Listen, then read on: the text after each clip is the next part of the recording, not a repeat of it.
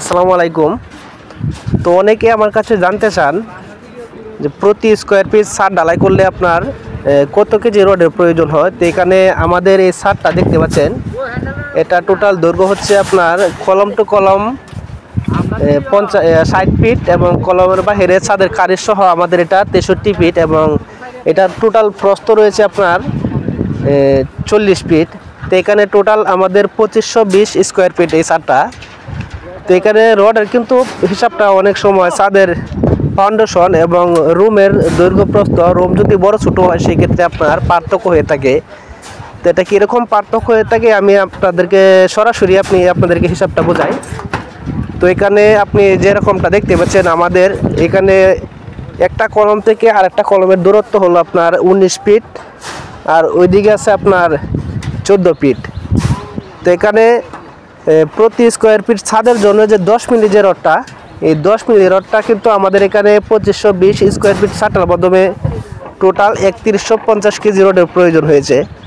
তো এখানে আপনার রডের হিসাবটা পার্থক্যটা কোন জায়গায় আসে, তো এখানে যেহেতু আমার এদিকে কলমের দূরত্ব বেশি হওয়ার কারণে আপনার এখানে আমরা এই বিমটা কিন্তু প্রথমে এটার উপরের লেয়ারে আপনি দেখতে পাচ্ছেন 3টা 16 মিলি এবং নিচে আমরা 3টা 20 মিলি। তো এখানে যেহেতু ডাইরেক্ট আপনার 6টা রড, তারপরে হলো এক্সট্রা টপ আমরা এখানে মাঝখানের গ্যাপে যে 20 মিলি রড দিয়েছি নিচে এক্সট্রা টপ, এবং এখানে যে কলমের গোড়ায় কিন্তু এক্সট্রা টপগুলো 16 মিলি। তো এখানে কিন্তু আপনার রডের হিসাবটা বিভিন্ন কাজের কোয়ালিটিতে পার্থক্য হয়ে থাকে। যেরকম এখানে যেহেতু আমাদের কলমের দূরত্ব বেশি, সেজন্য আমাদের এটা বিমের লোড বেয়ারিংটা বেশি। তো বিমের যেহেতু লোডটা বেশি, আমাদের এখানে বিমের হাইট সব কিছু মিলিয়ে, তো এখানে বিমের হাইট আপনার যেহেতু আমরা এই ছাদটা ঢালাই হবে 5 ইঞ্চি এবং এটার নিচে আমরা বিমটি ঝুলিয়েছি আপনার 12 ইঞ্চি। তো এখানে টোটাল আপনার ছাদ এবং বিম মিলিয়ে কিন্তু আমাদের 17 ইঞ্চি। তো 17 ইঞ্চি কোনো ক্ষেত্রে আপনার দেখা যায় যদি কলমের দূরত্ব কম হয়, যে কলমের দূরত্ব কম হলে এই বিমের রডটা কিন্তু কমে যাবে।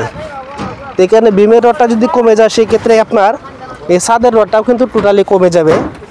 তো এখানে আমাদের বিমের হাইটটা এবং কলমের দূরত্ব বেশি হওয়ার কারণে আমাদের এই ছাদটাতে টোটাল আপনার এখানে মেন ছাদের বার্নিং, আমরা কিন্তু এই ছাদের যে বার্নিংটা দেখতে পাচ্ছেন এটা আপনার 5 ইঞ্চি সেন্টার, মানে একটা রডের থেকে আরেকটা রডের দূরত্ব আপনার 5 ইঞ্চি। আর এটার এই যে এক্সট্রা টপগুলো হবে এখানে এই সাইড পাশে যে টপগুলো এগুলো আপনার সিঙ্গেল টপ, এবং এই মাঝখানে যে মিডিল অপশন যেগুলো আছে সবগুলো কিন্তু আমরা এগুলো 10 মিলি ডাবল টপ দিব।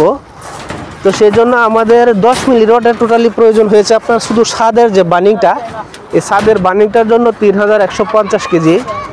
তারপরে এখানে আমাদের বিমের জন্য যে 10 মিলি রিংটা, এই 10 মিলি রিংয়ের জন্য কিন্তু আরও এখানে 600 কেজি।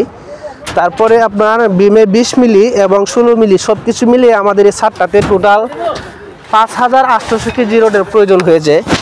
তো 5800 কেজি রড যদি আপনার 2520 স্কোয়ার ফিট ছাদের মাধ্যমে হয়, তাহলে প্রতি স্কোয়ার ফিট হিসাব করলে আপনার 2 কেজি 300 গ্রামের মতো আসছে। তো অনেকে আপনারা বলেন যে আমাদের কাজের বেলায় এত রড কেন যায়, আসলে এটা হলো আমরা বর্তমানে যে কাজগুলো করতেছি আপনার একটা কলম থেকে একটা কলমের দূরত্ব বেশি, কারণ এখানে আপনার টোটাল 2520 স্কোয়ার ফিট ছাদটার মাধ্যমে কিন্তু আমাদের মাত্র 16টা কলম, সেই বিষয়টাও চিন্তা করতে হবে। তো ছাদের কলমের দূরত্ব এবং ফাউন্ডেশনের পার্থক্য হওয়ার কারণে কিন্তু অনেক সময় রডের পার্থক্য হয়ে থাকে। না হলে আপনার দেখা যাচ্ছে যদি আমাদের এখানে কলমের দৈর্ঘ্য প্রস্থ কম হতো তাহলে এটার মাধ্যমে আপনার 1 কেজি 800 অথবা সর্বোচ্চ 2 কেজি রডের প্রয়োজন হতো। আর এটা ফাউন্ডেশন এবং কলমের দূরত্ব অনুযায়ী পার্থক্য হয়ে থাকে। তো আশা করি বিষয়টুকু বুঝতে পেরেছেন। সকলে ভালো থাকবেন, সুস্থ থাকবেন। ভিডিওটি ভালো লাগলে লাইক এবং শেয়ার করে সাথে থাকবেন। আল্লাহ হাফেজ।